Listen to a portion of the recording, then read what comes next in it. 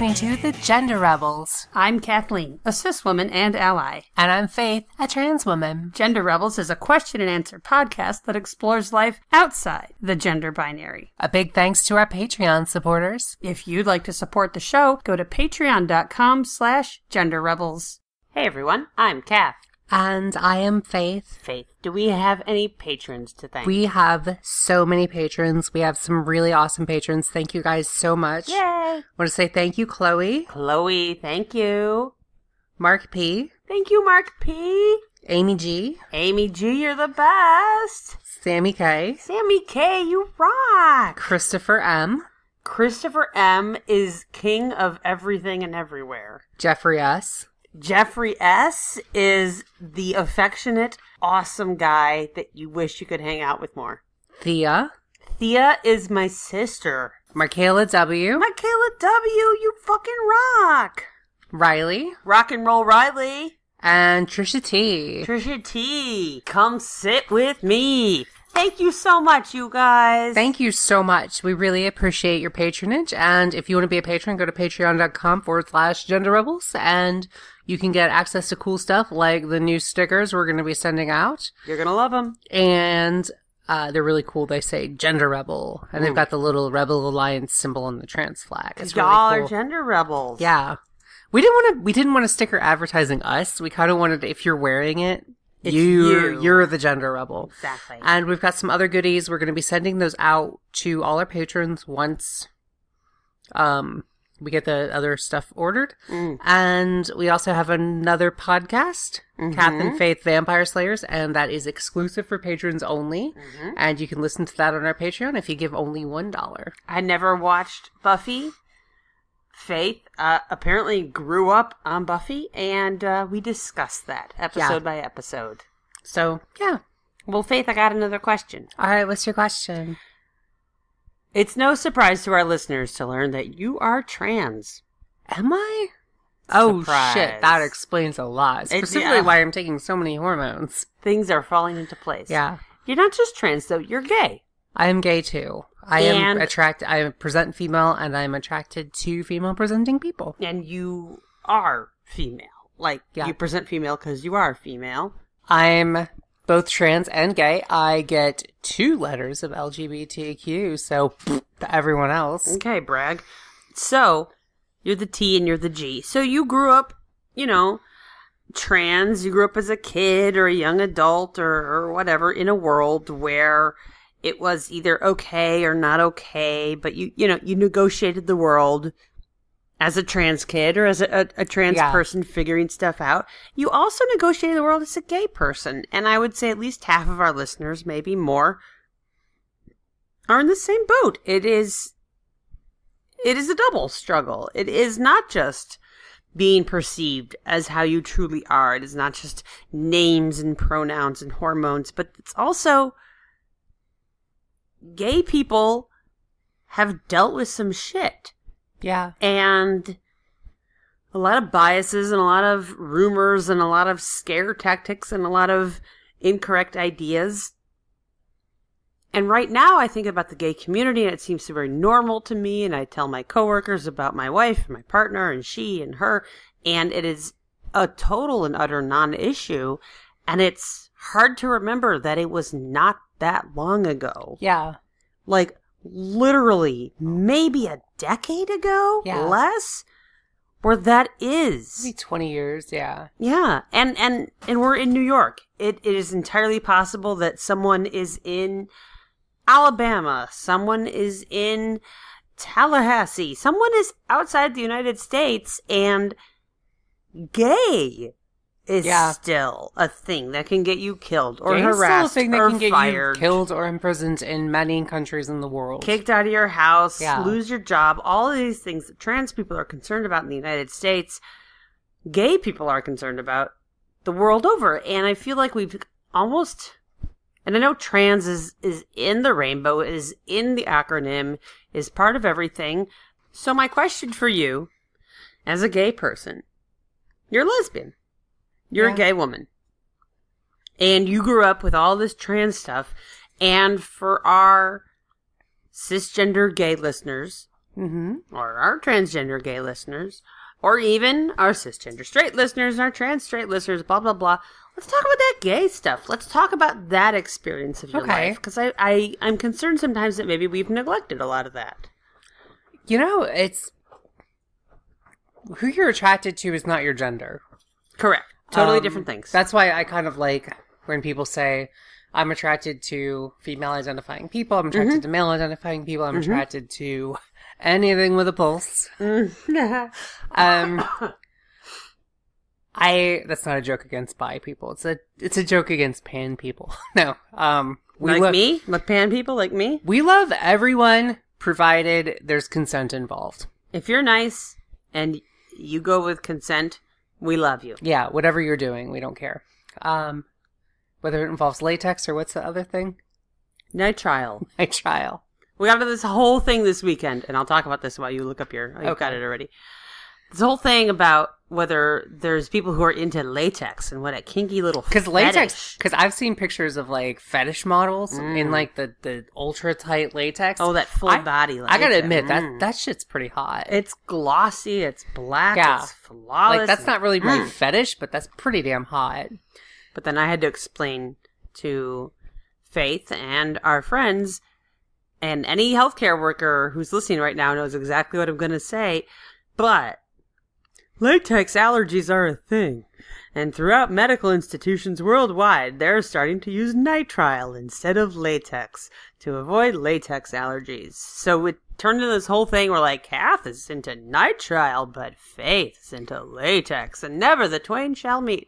And yet we met anyway. Yes. Anywho, this whole thing about we need to do a gay episode started because I was watching a YouTube channel I enjoy greatly called, the YouTuber's actually Matt Baum. It's Baume, like tree. Like tree in German. And it's Matt Baum's Culture Cruise.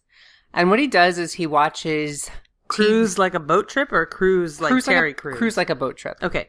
Like his culture cruise. He has a little sailor hat he wears sometimes. Aww. He's very gay. It's great. But he analyzes like the gay episodes of old TV shows like MASH or Golden Girls or Murphy Brown or things like that. And I really like his episodes because they are kind of great and insightful. And it really does kind of show where our culture was at certain things. At certain times in the 80s or the 70s or wherever we were when they were doing these gay shows. Because at some points it was like, what do the streets think of gays? It's surprising. Gays exist. Ha ha ha. Let's watch the straight people deal with that. And then eventually it became, no, let's watch the straight people inadvertently hurt their gay people in their lives. And the gay people have actual lives and opinions and feelings and that kind of cultural evolution. Through sitcoms. And at some point, we get the point of view of the actual gay person. Yeah. And what it's like to hear stuff like that. And to go home after work and just vent about that. Yeah. Yeah. So link down below. I definitely recommend y'all check it out. Yes, this was good. And I was watching the one about Ellen DeGeneres is coming out on her show Ellen, sitcom in the 90s. I used to watch it. Because I loved Ellen DeGeneres' comedy. She's funny. And I broke down crying about coming out, and it's kind of funny because Matt Baum is joking about like the stages of coming out, and I kind of broke down crying, just like being like, oh my god, you know, all this stuff that I've buried, all this stuff I had to come out with, and all that, you know, hiding everything and coming to accept myself, and I came out and I'm crying, but I'm like also have a smile because I know how stupid it is to be crying. Stupid. No. No, but you know what I mean. Like it's like sort of stupid to be crying over a YouTube video. Disagree. And so I came out to Kath and I was like, just like, you know, I was gay and I was gay and trans and I just kept all this. I had to keep all this stuff buried inside me. You didn't get to talk about it. And sometimes it comes out like that. Sometimes it just sort of accidentally comes out. And I had a recent situation where, for those of you who don't know, I am a huge Garbage fan. The band Garbage, they are my absolute favorite band of all time. I love Shirley Manson, the lead singer. Completely idolize her. I used to dress like her when I was a 15-year-old boy. Sometimes 16-year-old boy. Dress like her. Sometimes I still dress like her. And But even as a 16-year-old boy, I was like, I'm going to dress like that. And I got to meet her recently, and you know, and I told her that, like, I wouldn't have had the courage to transition if it hadn't been for her music and having that kind of emotional, I guess, anchor could be the word. Yeah, that makes sense. And she was super nice, just insanely nice. She's a wonderful person, and just was so nice about it, and like hugged me and like told me she loved my skirt and all this stuff, and she told me that I was amazing and super strong and all this great stuff. She's fantastic. She's awesome. And like the day or so after that, I just like broke down crying at work. And it was tears of pure joy, because it was me letting go of something I didn't know I was holding on to. And this Ellen DeGeneres thing is the same thing, of like letting go of something you didn't quite know you were holding on to. And for me, that was like accepting who I am. Like, I've been out and been kind of trans forever, but on the other hand, I've also had to hide it for so long. So what is it when you say you're letting go of something you've held on for so long? What are you letting go of? What were you holding? I just tend to think about things like with Shirley, it was like someone who was able to validate me at a time when I didn't know that was even possible. Okay. When I was 15, 16 years old, closeted as heck, wouldn't dare tell anyone about it, but like I had Garbage music, I could listen to that, and it was had queer themes and things like that, and even trans themes later on some of their later albums, and just it was like just feeling this release. And a release of something that you didn't know you needed release from. You never experienced that? Something like that? Well, gosh, you surprised that you sprung that question on me. I don't think about me when we do these podcasts. Yeah. Can I take a few minutes to think about it? Of course. Okay. So right. So what, when you were listening to this talk about Ellen DeGeneres coming out, and what was that, like 93? It was 90. So it was long later ago. than that. It was like mid to late 90s. Mid late 90s. Okay, so 98. Yeah. I don't know. I'm guessing. And you're watching this video, and you see that. So you're letting go of, look, we don't have to hide anymore. Yeah, a little bit. This is reality. If ABC put this episode on, then this is actually reality. Or just something you see in yourself, that like the stages of coming out. It's one of the reasons the TV show Supergirl, the CW TV show, which we've talked about before, is like when one of the characters came out gay on that, I loved it because of how she came out, which was that she didn't really know what she was doing when she came out. She's coming out to her sister, and her sister's asking her questions, and the answer to everyone is, I don't know. I don't know. And that's kind of how that really affected me too, because it was just like, when you see something that kind of mirrors yourself, and you just kind of, something triggers in your head. I guess trigger, shouldn't use that word, but something clicks in your head, and you're like, huh, and some neurons connect, and you kind of put something together. Because growing up, I knew from a very early age that I wanted to be a girl. I was different from the other lads. And by the time I was 10, 11, 12, junior high-ish, I really, really worried I was gay. Okay. Because that was the big deal. No one talked about trans. This was the 90s. There wasn't even a word. 80s, 90s. No one talked about being trans. No one was going to accuse anyone of being a transsexual. The word they would have used back then. And so I was bullied incessantly in junior high. And it was faggot. That was the word they always used. Faggot. You faggot. You faggot. You faggot. And I really did worry. I would go home and I worried I was gay. I knew I was attracted to the girls in my class. I had crushes on the girls in my class, but I worried I was gay because straight boys don't go home and like dress up in skirts and stuff and want to put on makeup and like that's not how the world works. I feel so bad. I'm thinking of junior high you who just does not get it and knows something is off, but also knows you're a boy, because that's what everyone says I am, and I like girls, so that's my thing, but everyone's calling me gay. Like, I can't even imagine, like, having to deal with that on top of pre-algebra. Yeah. On top of all that shit that everyone else deals with, on top of Little League and, like, hormones and family stuff. And I cannot emphasize pre-algebra. Like, stuff is hard. My God, it's hard to be getting your ass kicked every day, which was not fun. And having to deal with, like, faculty of the school who didn't give a shit that you were being bullied. What, they were sending you to church 4 times a week or something? 3 times a week. Okay. God. That was just my family in church. But it was, I knew that, so having, people at school being like, faggot, faggot, faggot. Having my dad sit there and be like, my kid's not gay. Gays are disgusting. And, my dad's very Republican and shit. Mm-hmm. And the same thing in our culture was very, like, anti-gay. Mm-hmm. And it was, so I felt this affinity with gay people. And I didn't really understand it. I just sort of kind of had this affinity of, these are kind of my people. Now, was it because, these are outsiders, partly. Okay. I think so, because I was by the time I was, like, in high school, I was a little bit punk, a little bit goth, all bad boy, all sexy, right, why not?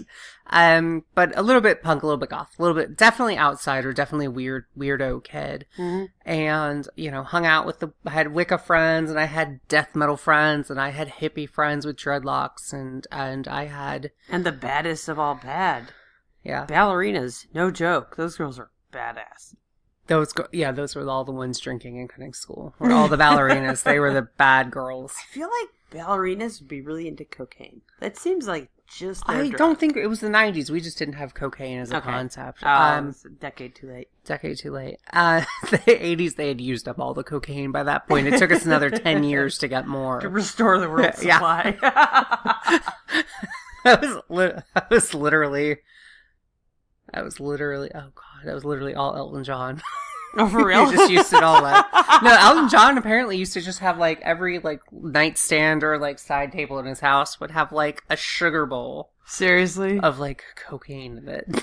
For real, if it wasn't a horrible addictive thing and it jazzed you so much, I would have bottles of Coca-Cola around or pots of coffee around, but now we know. So high school, junior high in Georgia, I didn't really know any actual gay people. The first gay people that I met were, there was one gay girl couple who were like Wiccan goth chicks at another school. Another school? And I was friends of friends of friends kind of with them. You had friends in other schools? Yeah. Was that through your church? That was through, like, hanging out at the coffee shop or whatever. Okay. And reading my book, American Transgirl.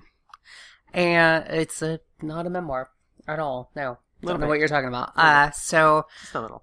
And then I met also through that kind of same kind of downtown coffee shop punk scene, a drag queen. Mm-hmm. And we could actually link to her, Claire Storm. Claire Storm. She's a drag queen, and kind of identifies non-binary a little bit. But, just seeing her pictures. I met her in her guy mode, and seeing her pictures, I was like, holy shit, this is you, and so that was my first, like, this is the thing you can I was maybe do. 16, and it was like, wow, this is crazy. How'd you meet her in guy mode? What was the She situation? was just at a place we were at, and a friend of a bar. I'm not gonna. It wasn't a bar. I don't remember. And it was. I want to say it was a coffee shop, but I don't remember. I don't think it was. I forget what it was. Restaurant or something. Was it a Cracker Barrel? I forget. But the point was, it probably was a Waffle House because it was the South. But she had a photo album of her pictures because in the 90s, because you didn't have a phone to swipe through. And I always felt this huge affinity for the gays for the LGBT nascent community. As I got older, like, and I think it was maybe because they were outsiders as well, but I also knew, like, I knew cool gay people, and I knew in my heart there was something kind of gay about me, and I wasn't quite able to put two and two together, because there's, like, straight cross-dressers. I wasn't quite that, because I knew it meant something deeper than that for me, but that's sort of a language you can use to explain it to people, so that makes sense if you're talking to your friends. But yeah. So when I hear this, your affinity for the gay community and not quite getting why, it makes me think that, oh, society told you you were male, and society told you you were straight, and this affinity. Why do you think you felt that affinity? Well, I think because, like, you were just right. You were the person who likes girls. But I think also, like, there was, in the 90s, it was starting to be almost, in certain circles, a little cool to be kind of gay. So that's part of why you identified? Well, like, maybe? You know, like Michael Stipe was gay, and, like... Wait, Michael Stipe is gay? Yeah. For real? I think yeah. Is he bi or gay? I know he's had girlfriends in the past, but I think he's gay. Huh. I think he took his time.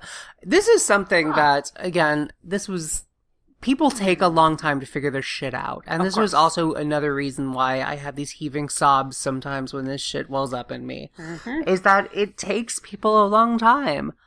We had a friend of ours. Should I tell this story? Go. I won't give names. I'll cut it out if you might need to. We had a friend of ours who I thought was, like, super gay as hell, and, like, I was almost a little, like, intimidated by her, because I thought, you're just the fucking gay queen. You're so gay! And I found out she didn't come out until her 30s, and I was like, huh.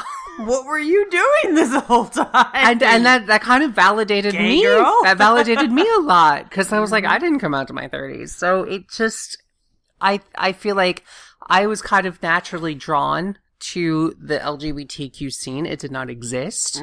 There was gay, I'm doing finger quotes. There was gay, and that was it. Everything was just kind of gay or straight. Yeah, gay or straight. There was no queer, there was no... I mean, there were queer people, there were trans people, etc., but we weren't really using those terms. It wasn't in the magazines, it wasn't in the newspapers, it wasn't in the TV shows, so that means, for most people, it wasn't. So I think I think I had this natural affinity, because I had these feelings I didn't quite understand, and I was like, okay, gay, cool. I like the outsiders. That's another thing. And I think that we also kind of, growing up in the South, gays were demonized. Gay people were demonized. And it was just, you know, they're spreading AIDS, they're, you know, recruiting, they're perverts, they're fucking kids, you know. They're all male. All male, of course, yeah. 100%. Yeah. And I think there was this natural inclination to kind of want to side with the underdog. I've always wanted to side with the underdog. So you're destroying the American family, yeah. eh? Tell me more. Exactly. No, I've always kind of felt, I think because I was bullied so much, I have always kind of felt a natural affinity for underdogs. And gay people in the 90s in Georgia, in the South, were underdogs. And some of my friends and I think, kind of went out of our way to be a little like, gays are cool. I remember we went to like a sex shop, and they had like it was the first time I saw like rainbow stickers, and the first time I saw like the two grooms for the wedding cake and things like that. And we were like, yeah, that's cool, you know? So I always kind of had that sort of affinity, and that's one of the reasons, you know, also like liking the gay character in something when it wasn't camp. Okay.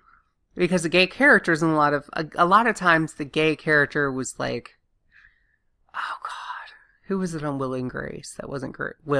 Jack was the swishy gay. Will was the straight acting gay. Yes. So a lot of gay characters were swishy Jacks. Yes. Will and Grace. If you haven't seen Will and Grace, just you probably You've absorbed okay, it via all right. The people cultural listening osmosis. have seen Will and Grace. So very swishy, very effeminate, very Played kind for of laughs. very kind of campy. Even on Will and Grace, Jack was played for laughs. Yeah. Yeah. So characters like that, and it's like, but then also characters like Willow and Tara on Buffy, when I got to see them, and just kind of have that kind of affinity and be like, oh my god, these characters are gay, or these or a character that's, you never saw a trans character who wasn't like a serial killer or something. Oh yeah, transvestites, transsexuals. Yeah, that wasn't even in the regular mainstream. No, it wasn't. But so there were gay characters, and I kind of naturally had that affinity. And talk to me about this.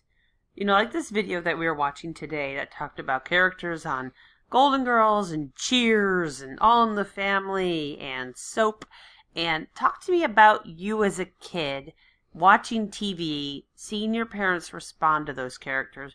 What did you see that was gay in pop culture, and how did you respond to that? I remember there's an episode that Matt Baum does, and it's a Murphy Brown. And Murphy Brown. My parents used to watch Murphy Brown, which is weird because it was a very liberal show. It was, but it was kind of funny, and I think it was interesting for its time in that it incorporated real politics in a fictional show. Also, that was pretty smart. Also, I think my dad had a thing for Candace Bergen. Well, so she's a tough broad and not too hard on the eyes. So, yeah, my parents used to watch watch Murphy Brown, and so I would occasionally watch Murphy Brown, and I remember the gay episode, and there's a part where they think that the character Miles on Murphy Brown is gay, and they're like, okay, check and ask him if no, it's a different character they think is gay. And they're like, so Jim, the senior correspondent, right?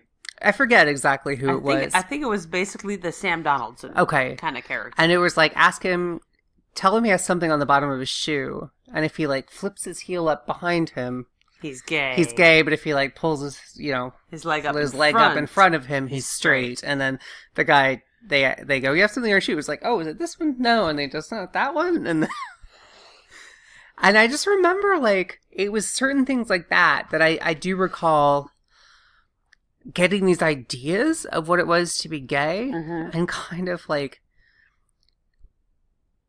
checking for them in myself to see, do I do that? Do I do something like that? Do I have my watch on the inside of my wrist? Right. No, I never did. Because this is a diagnostic. Yeah. Apparently. This is a biomarker. Or things like, limp-wristed or whatever. Oh, of course. Did you lisp as a child? Yeah, no, I never lisped. I was never an effeminate kid. I mean, I liked dresses and stuff. For a girl, you weren't effeminate. Yeah. No, I was a tomboy. Well, yeah. Definitely a tomboy. But, I mean, because I still liked trucks and things like that. But I do remember sort of that kind of thing, where I would just kind of check and make sure I wasn't doing anything gay. Now I know what a gay thing is. I can make sure I'm not doing that. So you would see Murphy Brown, you would see how your parents react, you would see what it is to do or to not do, you would see how they were, and you would act accordingly? Yeah. And just make sure that I wasn't accidentally doing anything gay, because I still worried I was gay. What else was your impression of gayness? Well, I remember, do you remember In Living Color? Hilarious show. I still love In Living Color.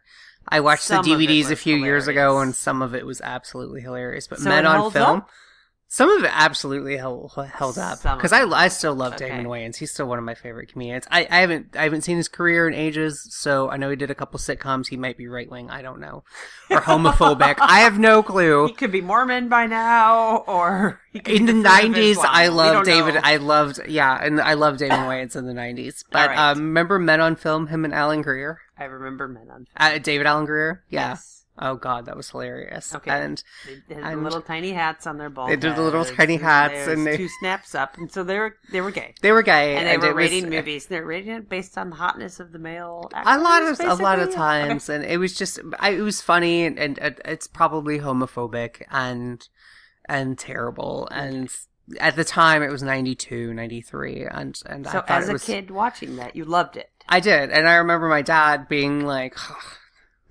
you know. Even though it is comedy, it is homophobic comedy, And it is clearly actors you've seen in a sketch not 2 minutes ago. But he was like, ugh. Yeah. Because, what? I know we've been talking about your thought process, but let's step back a little. What's your dad's thought process? He doesn't even want you exposed to the concept. No, and my dad would also, I remember talking about, like, there were multiple things. Like, I remember once watching, like, CNN or something, and there was some senator or something, and they were like, my son, Chad, is gay, and I love him. And then my dad was like, my son, Chad, because let's say that was my name, sure, is not gay. And I want you to be like, I'm 11. You don't even fucking know yet. And so I felt in that moment, say that to the TV. Yeah, and I felt in that you as and I his felt shield. in that moment that like I knew I wasn't quite straight. Yeah. So I was secretly gay. I was lesbian gay the whole time, and I didn't quite know that, and it took me a while to figure out. But like that, and I remember gays in the military was a big thing in the 90s. Oh yeah, because of Don't Ask, Don't Tell. Don't tell. And it was. I remember my dad was so like fucking ridiculous that he would always go.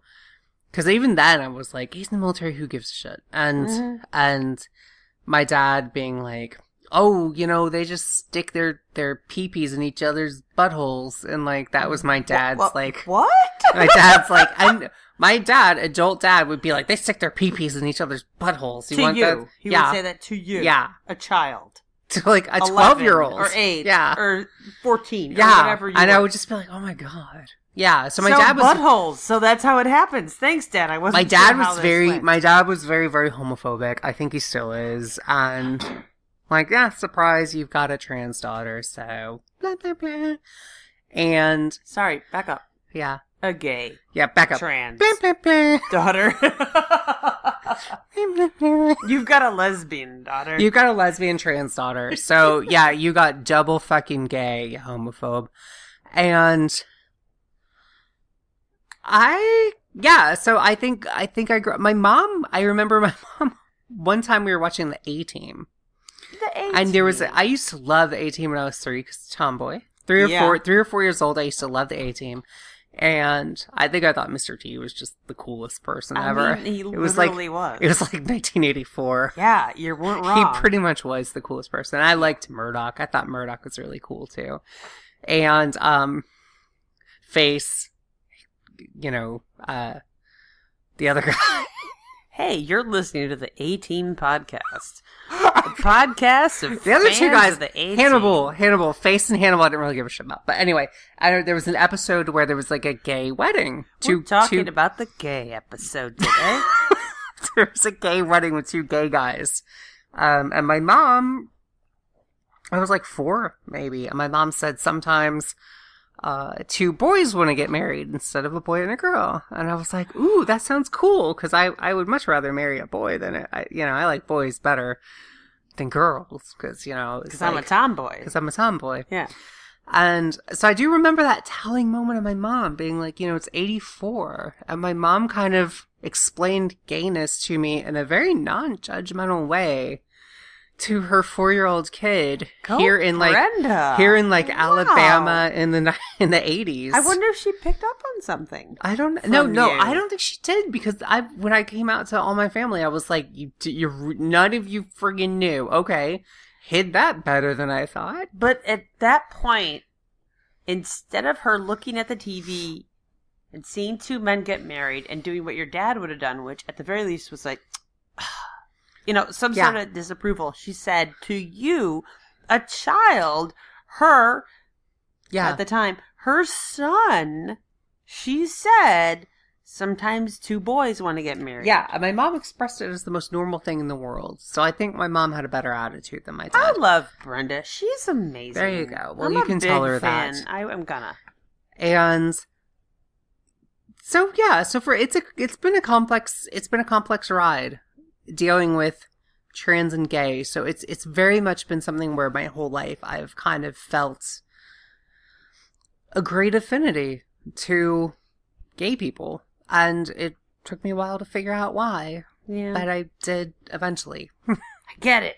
I get it. I'm in the club. And then I think that's now. why I break down sometimes, is because I do kind of I had to keep everything about myself so tightly protected. Mm-hmm. Like, that's not correct. That's not right. So buried deep down that, like, there's pieces of it that still come out sometimes. And when it does, it comes out in a eruption of sobs and tears and joy. Do you think there's going to be pieces here and there for a couple of years now? Do you think that's just going to be how it is? I think so. That's awesome, babe. Yeah.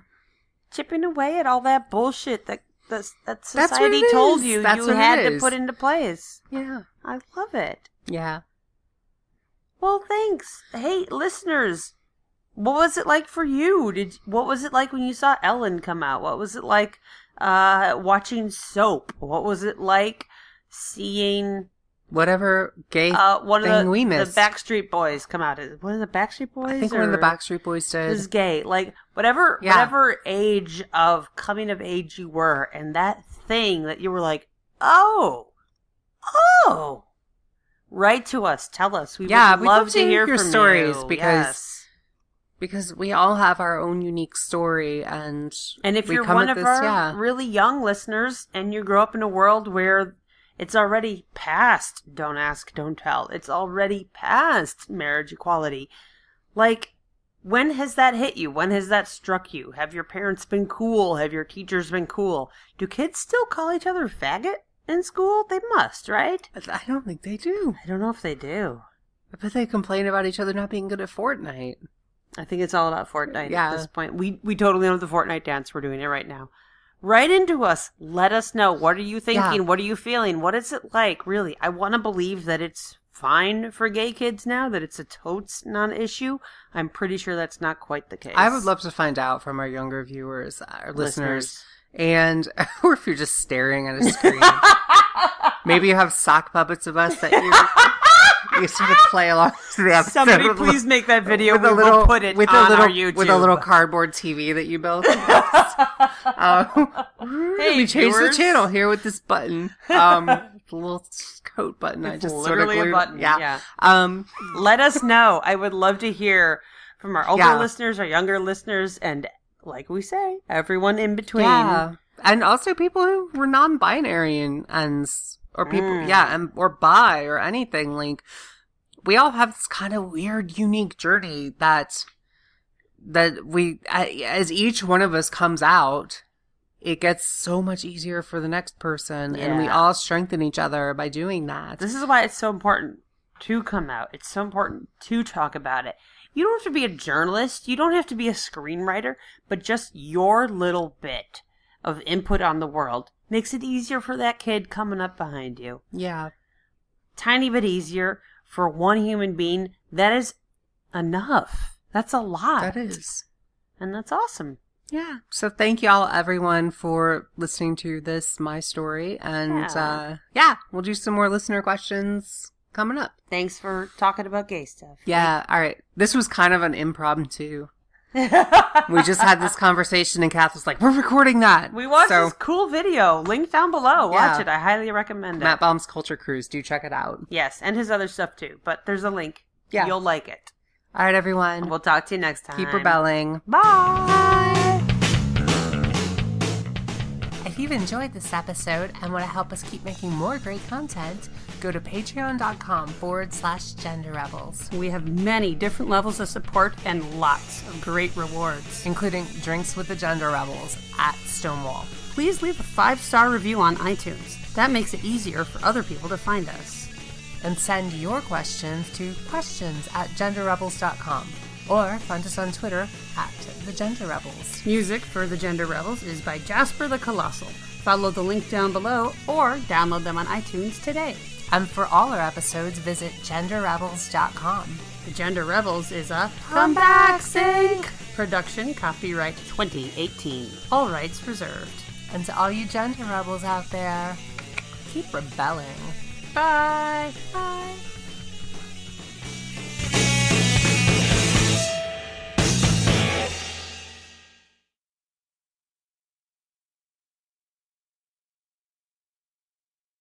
Is in the rainbow, is in the acronym, is part of everything, but Oh, you need that. I bet you wish you didn't leave that on the couch. For the dog to destroy. Drop it. I also need my phone to figure out what YouTube channel that was. What a naughty boy. Okay. So my question for you, as a gay person, you're a lesbian. You're a gay woman.